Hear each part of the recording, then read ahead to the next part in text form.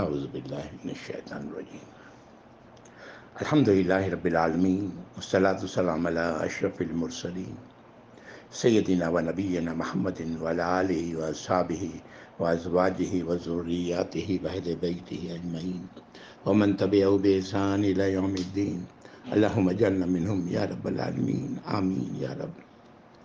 اعوذ باللہ من الشیطان الرجیم رب اشرح لی صدری ویسر لی امری واحلل عقدۃ من لسانی یفقہوا قولی۔ اللہم اجعل ھذا لوجہک الکریم لا ریاء فیہ ولا سمع یا رب۔ ربنا تقبل منا انک انت السمیع العلیم وتب علینا انک انت التواب الرحیم آمین یا رب العالمین۔ السلام علیکم ورحمۃ اللہ وبرکاتہ۔ الحمدللہ سورۃ الاحزاب کی آج 5ویں نشست ہے غالباً۔ پچھلی نشست میں اللہ رب العزت نے ہم جیسے لوگوں کے لیے ایک ہدایت بڑی زبردست تھی، آپ لوگوں نے بھی نوٹ کیا ہوگا کہ جب اللہ کے نبی صلی اللہ علیہ وسلم کی ازواج مطہرات نے گھریلو اخراجات میں اضافے کا سوال کیا تو اللہ تعالیٰ نے آپ صلی اللہ علیہ وسلم کو مخاطب کر کے آیت نازل فرمائی کہ اگر تم چاہتی ہو دنیا کی زندگی تو تمہیں مال و اسباب دے کے تمہیں ہم آزاد کر دیں، اور اگر اللہ اس کے رسول چاہیے تو پھر الحمدللہ یہ ہم لوگوں کے لیے ایک بڑی یہ ہے۔ کبھی کبھی ایسے حالات ہوتے ہیں، اگر مالی مسائل کئی بار پیدا ہوتے ہیں اور پھر ہماری بیویاں ہم سے شکایت کرتی ہیں، زیادہ مال کی طلب کرتی ہیں، تو کئی بار یہ ہوتا ہے کہ اپنی کمزور ایمانی کے تحت ہم حرام میں منہ مارنے پر تیار ہو جاتے ہیں۔ اللہ تعالیٰ اس سے محفوظ رکھیں یا رب العالمین۔ تو ان کے لیے یہی انداز ہونا چاہیے جیسے کہ اللہ نے نازل فرمایا نبی کریم صلی اللہ علیہ وسلم کہ اگر تم اللہ دنیا کی زندگی چاہتی ہو تو پھر جو میں کر سکتا ہوں اس سے زیادہ نہیں، تمہیں میں آزاد کر دیتا ہوں۔ جو بھی مہر ہے تو اگر ادا کر دیا گیا ہے دوسری ایسی چیزوں کے ساتھ، ورنہ اگر تم اللہ کی رضا چاہتی ہو تو ایسی حالت میں تو پھر جو حالات ہیں اس میں زندگی گزارنی ہوگی۔ بہرحال یہ بات ذہن میں آئی تو میں نے کہا میں بتا دوں ظاہر۔ آج ہم لوگ آیت نمبر 36 سورۃ الاحزاب۔ اعوذ باللہ من الشیطان الرجیم وما كان للمؤمن ولا مؤمنة اذا قضى الله ورسوله امرا ان يكون لهم الخيرة من امرهم ومن يعص الله ورسوله فقد ضل ضلالا مبینا۔ یہ آیت بڑی اہم ہے، ہر ایمان والوں کے لیے روشن راستہ ہے جو اس آیت میں بتایا جا رہا ہے۔ اللہ تعالیٰ فرما رہے ہیں کہ کسی بھی مومن مرد کے لیے یا کسی بھی مومن عورت کے لیے یہ اختیار نہیں رہ جاتا کہ اس چیز میں جس میں اللہ اور اس کے رسول نے فیصلہ فرما دیا ہے، اور جو نافرمانی کرے گا اللہ کی اور اس کے رسول کی وہ تو پھر گمراہ ہو گیا، اور گمراہ ایسا ہونا کہ کھلی کھلی گمراہی۔ آیت واضح ہے کہ کسی بھی مومن مرد یا عورت کو یہ حق حاصل نہیں کہ وہ اس معاملے میں اپنی مرضی چلائے جس کا فیصلہ اللہ اور اس کے رسول نے کر دیا ہو، اور جانتے بوجھتے اگر اللہ کی اور اس کے رسول کی نافرمانی کی جائے تو پھر وہ تو ایسی گمراہی میں پڑ چکا جو کھلی کھلی گمراہی ہے۔ اللہ تعالی ہمیں اور تمام ایمان والوں کو اس بات کی سمجھ عطا فرمائے، آمین یا رب العالمین۔ آیت نمبر 37 سے لے کر کے تقریباً آیت نمبر 40 تک یہ وحی کی ایک ہی سلسلہ کی کڑی ہے نظر آتی ہے میری نظر میں۔ پہلے ان آیات کو پڑھتا ہوں اور پھر اس کی وضاحت کی ضرورت ہوگی جو میں انشاءاللہ کرنے کی کوشش کروں گا۔ آیت نمبر 36 کے حوالے سے ایک صحیح روایت ہمیں ملتی ہے۔ ایک موقع پر نبی کریم صلی اللہ علیہ وسلم نے فرمایا کہ اس کی قسم جس کے ہاتھ میں میری جان ہے، تم میں سے کوئی مومن نہیں ہو سکتا جب تک کہ اس کی خواہش اس چیز کی تابعدار نہ ہو جائے جسے میں لایا ہوں۔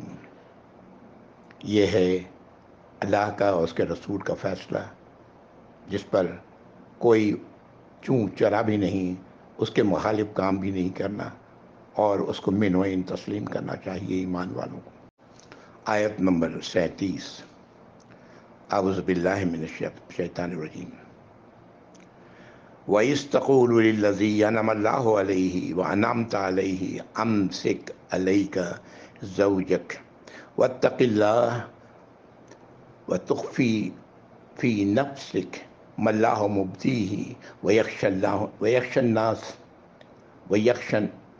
النَّاسَ وَاللَّهُ أَحَقُّ أَن تَخْشَاهُ فَلَمَّا قَضَىٰ زَيْدٌ مِّنْهَا وَطَرًا زَوَّجْنَاكَهَا لكي لا يكون على المؤمنين حرج في أزواج أدعيائهم إذا قضوا منهن وطرا وكان أمر الله مفعولا۔ ذرا طویل آیت ہے، میں توڑ کے پہلے ترجمہ کرتا ہوں۔ وَإِذْ تَقُولُ لِلَّذِي أَنْعَمَ اللَّهُ عَلَيْهِ وَأَنْعَمْتَ عَلَيْهِ أَمْسِكْ عَلَيْكَ زَوْجَكَ وَاتَّقِ اللَّهَ۔ اور جب آپ کہہ رہے تھے، اے نبی، آپ فرما رہے تھے اسے جس پر اللہ نے انعام کیا ہے، اور آپ نے بھی اس پر انعام کیا کہ اپنی زوجہ کو اپنی زوجیت میں پکڑے رکھو اور اللہ سے ڈرو، اللہ کی سزا سے اپنے آپ کو بچاؤ۔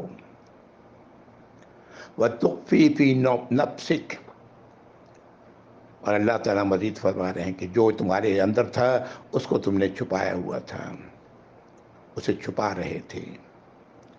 وَاللَّهُ يُبْدِيهِ، اور اللہ اسے ظاہر کرنے والے ہیں۔ وَتَخْشَى النَّاسَ، اور آپ خوفزدہ تھے لوگوں سے، آپ کے اندر ڈر تھا لوگوں کا۔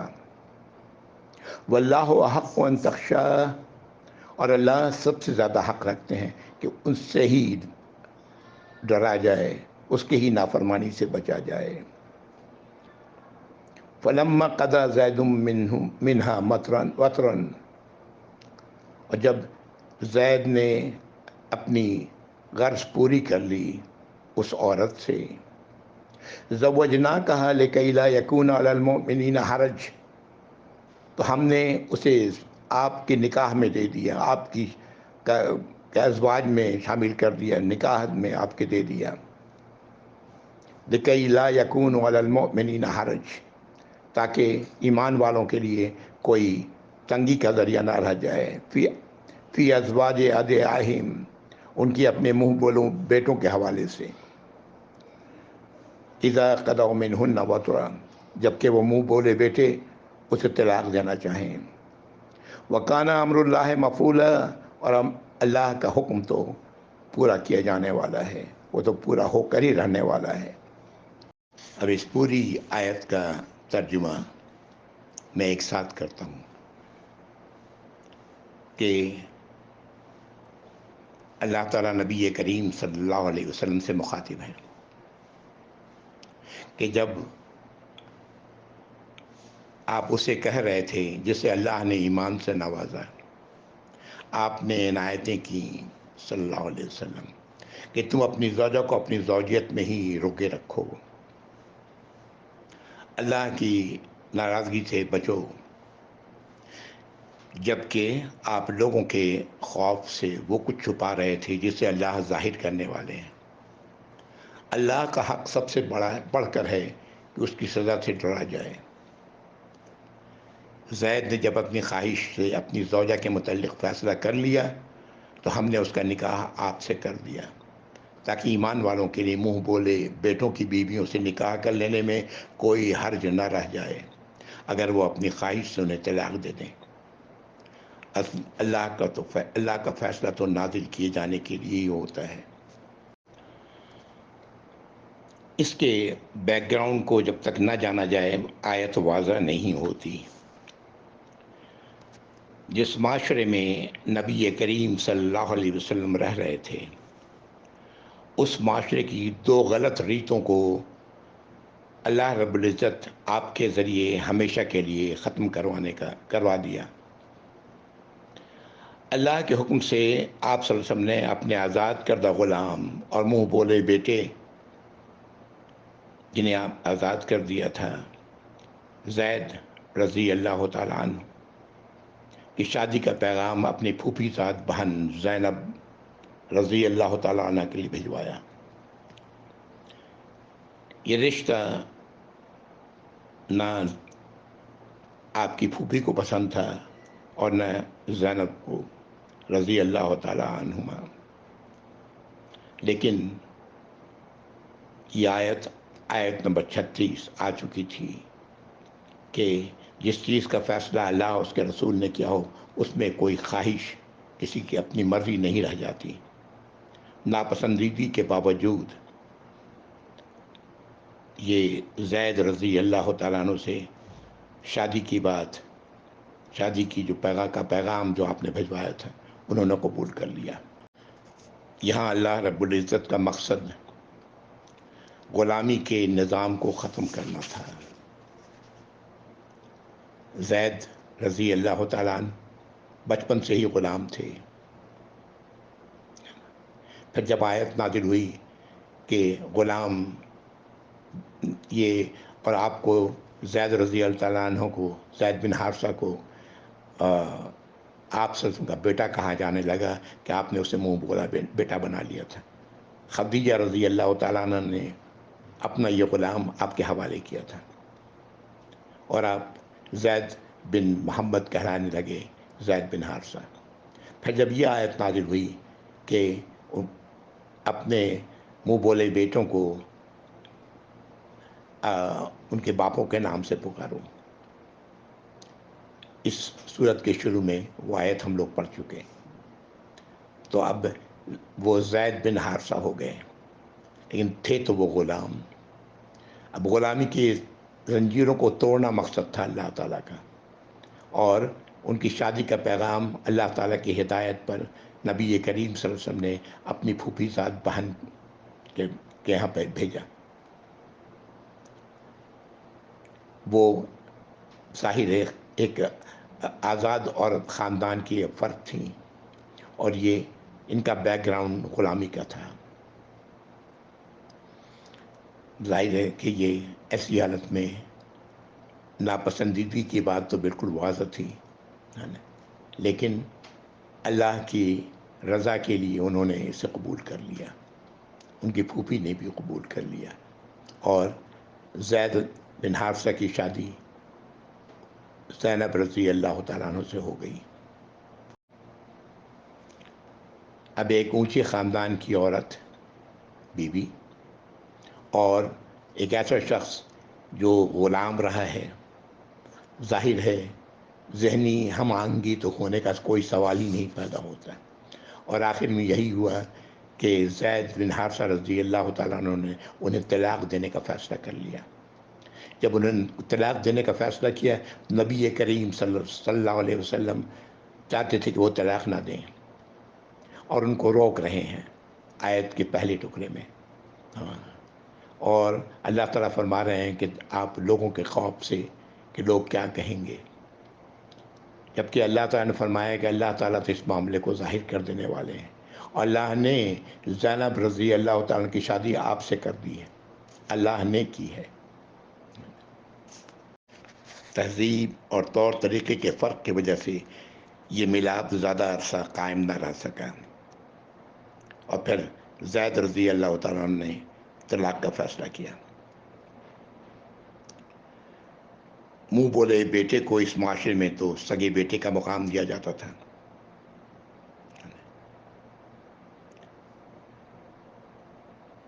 آپ صلی اللہ علیہ وسلم کو حکم دیا اللہ نے کہ زید کے طلاق دینے اور عدت کی مدت پوری ہو جانے کے بعد اب زینب کو اپنی زوجیت میں لے لیں۔ معاشرے کے رسم و رواج کے خلاف قدم اٹھانے سے آپ خوفزدہ تھے، اس لیے آپ کی تمام تر کوشش یہ تھی کہ زید بن حارثہ انہیں طلاق ہی نہ دیں۔ اللہ کے فیصلے اٹل ہوتے ہیں، اور وہی ہوا جس کا اللہ نے آپ کو حکم دیا صلی اللہ علیہ وسلم۔ ایمان والوں کے لیے تو اللہ اس بات کا سب سے زیادہ حق رکھنے والے ہیں کہ لوگوں کے بجائے اللہ کی ہی سزا سے اپنے آپ کو بچایا جائے، خوفزدہ ہوا جائے۔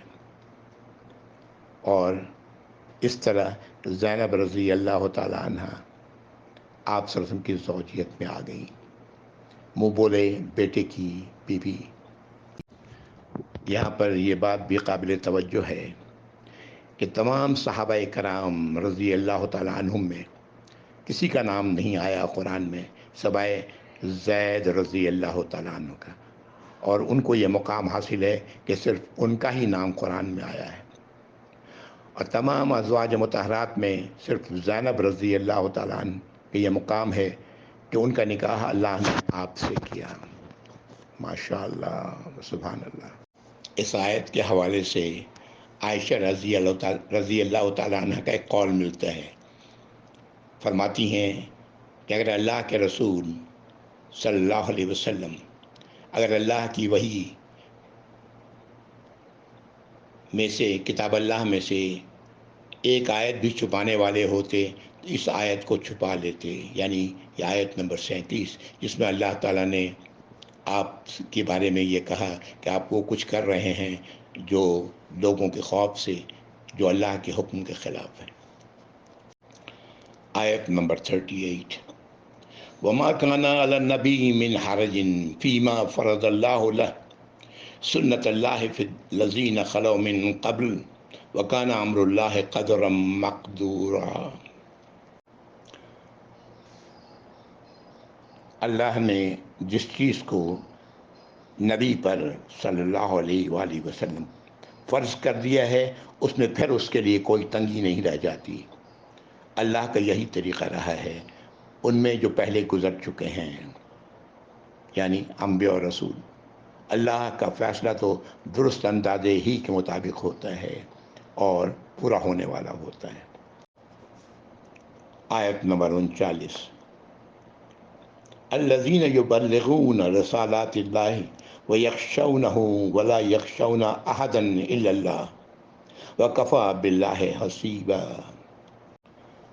اللہ کا پیغام پہنچانے والے لوگ یعنی انبیاء اور رسول اللہ کے سوا کسی سے بھی ڈرنے والے نہیں ہوتے۔ اللہ تعالیٰ تمام معاملات کی کفایت کے لیے کافی ہیں۔ یہ آیت نمبر 39 تھی۔ نبی کریم صلی اللہ علیہ وسلم نے ایک موقع پر فرمایا، تم میں سے کوئی اپنے تئیں ذلیل نہ کرے۔ لوگوں نے سوال کیا، یا رسول اللہ یہ کیسے؟ فرمایا، خلاف شرع کام دیکھ کر، دین کے خلاف کام دیکھ کر لوگوں کے خوف کے مارے، ڈر کے مارے خاموش رہیں۔ قیامت کے دن اس سے باز پرس ہوگی کہ تو کیوں خاموش رہا؟ تو وہ کہے گا لوگوں کے ڈر سے۔ اللہ تعالیٰ فرمائیں گے کہ اللہ تعالیٰ ہی سب سے زیادہ خوف رکھنے کے قابل تب تھے، یعنی سب سے زیادہ خوف تمہیں اللہ ہی سے ہونا چاہیے تھا۔ ان آیات میں دو غلط رسم کو توڑا گیا ہے۔ اللہ رب العزت نے معاشرے کی دو غلط رسوم کو ہمیشہ کے لیے ناکارہ کر دیا۔ اونچا خاندان، نیچا خاندان اور شادی، اگر اللہ کے اور اس کے رسول کا حکم ہے تو پھر اس میں کوئی اعتراض کی، چوائس کی بات نہیں رہ جاتی۔ غلامی کی زنجیر کو توڑا ہے، اور پھر مزید اس کے بعد منہ بولے بیٹے سے کی بیوی سے شادی کرائی گئی ہے، جبکہ یہ اس معاشرے میں یہ بات ناممکن تھی، لیکن زید پہلے ہی منہ بولے بیٹے کے رسم کو ختم کیا گیا، اور پھر اس کے بعد ان آیات میں آپ صلی اللہ علیہ وسلم کو کی ازواج میں انہیں شامل کیا گیا، جو ان کے منہ بولے کبھی منہ بولے بیٹے کی بیوی رہی تھی۔ یہ ساری ہدایات ہم سب کے لیے ہیں، اس کو اسی اللہ کے نبی تک محدود نہ رکھا جائے۔ اللہ تعالیٰ یہ ہدایات جو بھی نازل فرما رہے ہیں قرآن میں، کہیں ڈائریکٹلی اور کہیں انڈائریکٹلی، کہیں کسی کو مخاطب کر کے، وہ تمام احکام ایک ایمان والوں کے لیے، تمام ہدایات ہیں ایمان والوں کے لیے، اور ان میں ایمان والوں کے لیے کوئی چوائس نہیں رہ جاتا، جیسے کہ ہم لوگوں نے آیت نمبر 36 میں پڑھا کہ جس کا فیصلہ اللہ اس کے رسول نے کر دیا ہو، اگر وہ اس پر نہیں اس کو قبول نہیں کرتا، وہ تو پھر پڑ چکا گمراہی میں، بہت بڑی گمراہی میں، کھلی کھلی گمراہی میں۔ اللہ تعالی ہم تمام ایمان والوں کو اللہ رب العزت سمجھ عطا فرمائے یا رب العالمین۔ آیت نمبر 40، ما کان محمد ابا احد من رجالکم ولکن رسول اللہ وخاتم النبیین وکان اللہ بکل شیء علیما۔ یہ آیت نمبر 40 ہے۔ اللہ تعالیٰ فرما رہے ہیں کہ محمد کسی کے باپ، کسی مرد کے باپ، کسی لڑکے کے باپ نہیں ہے، کسی شخص کے باپ نہیں ہے، وہ تو اللہ کے رسول ہیں اور خاتم النبی ہیں، نبیوں کی آمد کے سلسلے کو ہمیشہ کے لیے ختم کر دینے والے ہیں، اور اللہ تو ہے ہی ہر شے کا علم رکھنے والے۔ نسل چلتی ہے باپ کے نام سے، اور آپ صلی اللہ علیہ وسلم کسی بھی مرد کے باپ نہیں تھے۔ حضرت خدیجہ رضی اللہ تعالی عنہ سے آپ کے 3 بیٹے پیدا ہوئے، قاسم، طیب اور طاہر، اور ان سب کا انتقال چھوٹے پن میں ہو گیا۔ پھر ماریہ قبطیہ جو آپ کی باندی تھیں، اس سے ابراہیم پیدا ہوئے، اور یہ بھی دودھ پلائی کے ہی زمانے میں ان کا بھی انتقال ہو گیا رضی اللہ تعالی عنہم۔ تو ظاہر ہے آپ کی نرینہ اولاد کوئی بھی نہیں تھی، اسی بات کو اللہ تعالیٰ نے اس آیت میں ظاہر کیا ہے، اور 2 باتیں مزید فرمائی کہ آپ اللہ کے رسول ہیں، اور نبیوں کا آپ اختتام ہوتا ہے آپ کے ذریعے۔ نبی کریم صلی اللہ علیہ وسلم پر نبیوں کی آمد کا سلسلہ ختم ہو گیا۔ کتنی ہی روایات ملتی ہیں اس سلسلے میں، خود آپ صلی اللہ علیہ وسلم نے بیان کیا ہے، لیکن اس کے باوجود ایسے لوگ بھی آئے جنہوں نے خاتم النبیین کا ترجمہ غلط کیا کہ نبیوں کے معاملے پر مہر لگانے والے، یہ ترجمہ کیا گیا، اور یہ ہمارے ہاں ایک فرقہ اس طرح وجود میں آیا، کہنے کی ضرورت نہیں، آپ سب جانتے ہیں، اور پھر امت نے ان کو کافر ڈکلیئر کیا۔ ایک موقع پر آپ نے فرمایا کہ میری مثال نبیوں میں ایسی ہے جیسے کسی شخص نے ایک بہت اچھا اور پورا مکان بنایا، لیکن اس میں ایک اینٹ کی جگہ چھوڑ دی جہاں کچھ نہ رکھا۔ لوگ اسے چاروں طرف سے دیکھتے، بھالتے اور اس کی بناوٹ سے خوش ہوتے، لیکن کہتے کہ اچھا ہوتا ہے کہ اس اینٹ کی جگہ بھی پر کر دی جاتی۔ پس میں نبیوں میں سے اسی اینٹ کی جگہ ہوں، یعنی آپ آخری نبی ہیں۔ ایک موقع پر آپ نے فرمایا ہے کہ رسالت و نبوت ختم ہو گئی، میرے بعد نہ کوئی رسول ہے اور نہ نبی۔ یہ بات صحابہ پر گرا گزری، تو آپ نے فرمایا خوشخبریاں دینے والے، صحابہ نے پوچھا خوشخبریاں دینے والے کیا ہیں؟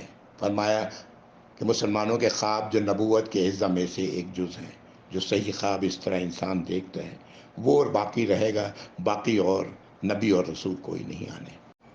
ایک اور روایت ملتی ہے جس میں آپ صلی اللہ علیہ وسلم فرماتے ہیں مجھے تمام انبیاء پر 6 فضیلتیں دی گئی ہیں، مجھے جامع کلمات عطا فرمائے گئے ہیں، یعنی کم بات اور زیادہ مطلب جامع کلمات کا مطلب ہے۔ دوسری بات، صرف روب سے میری مدد کی گئی ہے۔ تیسری بات، میرے لیے غنیمتوں کے مال حلال کیے گئے ہیں۔ چوتھی بات، میرے لیے ساری زمین مسجد اور وضو بنائی گئی ہے، یعنی کہیں بھی نماز ادا کی جا سکتی ہے سوائے چند جگہوں کی جس کی وضاحت نبی کریم صلی اللہ علیہ وسلم نے کی ہے، جو گندی جگہیں ہیں یا قبروں کے پاس۔ اور وضو بنائی گئی، اس سے مراد پانی اگر نہیں ہے تو تیمم کے ذریعے انسان، تیمم بدل ہے وضو کا۔ پانچویں بات، میں ساری مخلوق کی طرف نبی بنا کر بھیجا گیا ہوں۔ اور چھٹی بات، میرے ساتھ نبیوں کو ختم کیا گیا ہے، اب کوئی نبی نہیں آنے والے۔ بیٹوں کے ساتھ نبی کریم صلی اللہ علیہ وسلم کی بیٹیوں کا ذکر بھی کر دینا بہتر ہوگا۔ خدیجہ رضی اللہ تعالیٰ عنہ سے 4 بیٹیاں تھیں آپ کی، زینب، رقیہ، ام کلثوم اور فاطمہ رضی اللہ تعالیٰ عنہن اجمعین۔ ان میں 3 یعنی زینب، رقیہ اور ام کلثوم آپ کی زندگی میں ہی رحلت فرما گئیں۔ صرف حضرت فاطمہ کا انتقال آپ کے بعد ہوا، آپ کے انتقال کے 6 ماہ کے بعد۔ آپ صلی اللہ علیہ وسلم کی حیات طیبہ میں ہی 2 ایسے اشخاص کا نام آتا ہے جو اپنے آپ جو مدعی نبوت بنا۔ ایک یمن کے شخص انسا اور دوسرا یمامہ کا شخص مسلمہ۔ یہ اور پھر پتہ نہیں کتنے لوگوں نے اب تک دعویٰ کیا ہے نبوت کا۔ اور آج اس زمانے میں تو آپ جانتے ہیں کہ جس نے نبوت کا دعویٰ کیا، جسے قادیانی اپنا نبی مانتے ہیں، اعوذ باللہ من الشیطان الرجیم۔ اللہ تعالی ہم سب کو اس بات کی سمجھ عطا فرمائے کہ نبوت کا سلسلہ ہمیشہ کے لیے ختم ہو چکا ہے۔ قیامت تک کے لیے جو نبوت قائم ہے وہ اللہ کے نبی صلی اللہ علیہ وسلم کی ہے۔ قیامت تک آنے والا ہر شخص آپ کی امت میں سے ہے، چاہے وہ ایمان لانے والا ہو یا ایمان نہیں لانے والا ہو، ہے وہ آپ کی امت میں۔ میں آیت نمبر 40 پر رکتا ہوں، انشاءاللہ آگے اگلی نشست میں۔ وآخر دعوانا ان الحمد للہ رب العالمین، وصلی اللہ علی محمد وعلی آلہ واصحابہ وازواجہ وذریاتہ واہل بیتہ اجمعین ومن تبعہ بإحسان الی یوم الدین۔ اللہم اجعلنا منہم یا ارحم الراحمین، آمین یا رب۔ والسلام علیکم ورحمۃ اللہ وبرکاتہ۔ جزاکم اللہ خیر۔